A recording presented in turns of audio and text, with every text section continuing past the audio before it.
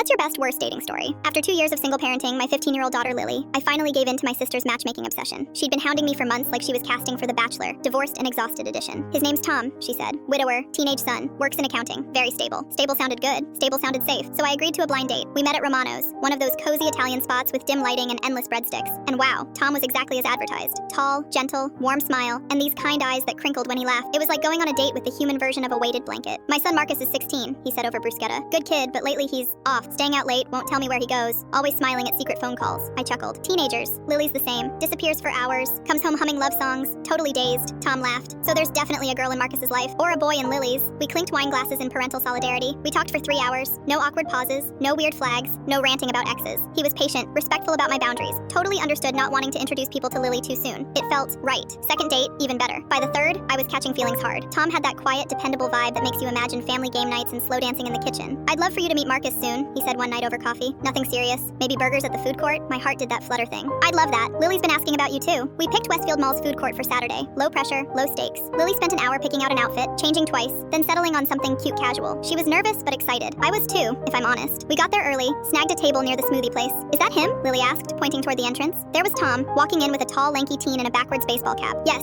that's Tom. And that must be. Lily grabbed my arm so hard I nearly dropped my soda. Mom, we need to leave, right now. What are you talking about? That's Marcus, she whispered like we were in a spy thriller. My Marcus. Wait, you're what now? The guy I've been dating for 3 months. The one whose dad doesn't know about me. My soul straight up left my body. Tom was beaming, scanning the food court. Marcus was trailing behind casually, and then, boom, his face went pale the second he spotted Lily. His chill vanished like someone had unplugged his entire vibe. Sarah, Tom waved. So excited for you to meet Marcus. Marcus froze mid-step. Hey, Mrs. Thompson, he mumbled. I blinked. Oh no. This wasn't just a, hi, I've seen you in the neighborhood kind of knowing. This was you've been making out with my daughter behind the dumpsters at Jamba Juice knowing. You two know each other? Tom asked, brow furrowed. Lily stood, red-faced. Hi, Marcus. Tom looked between them, then at me. Wait, your girlfriend is? Marcus sighed. Meet my girlfriend, Lily. Tom and I just stared at each other. So yeah, we'd both been dating each other's kids. The food court suddenly felt way too quiet. Even the toddler throwing fries at the next table paused to judge us. Tom ran a hand through his hair. So when you said Lily was acting weird, she was sneaking out to see Marcus. I nodded. And when I said Marcus was being shady, he was hiding Lily. Our kids stood side by side, hands awkwardly linked like Romeo and Juliet, suburban edition. We didn't know, Lily said quickly. I swear we had no idea you two were dating. Tom sat down, blinking. This is beyond weird. Supernova level weird, I agreed, sinking into my chair. Then Marcus cleared his throat. For what it's worth, I really like Lily, and she talks about you all the time, Mrs. Thompson. Says you're the best mom. Lily gave his hand a squeeze. And Marcus always says how strong you are, Mr. Chen. How much he respects you since his mom died. Tom and I looked at each other, and somehow, weird as it was, we got it. Our kids had good taste, and suddenly, this insane moment was kind of sweet. So, Tom said, smiling despite himself, do we keep dating and just become the most awkward blended family in the history of the world? I started laughing. I couldn't help it. At least we know they approve of our parenting choices. Sometimes the universe writes the cringiest, most ridiculous plot twist, and still manages to land the ending.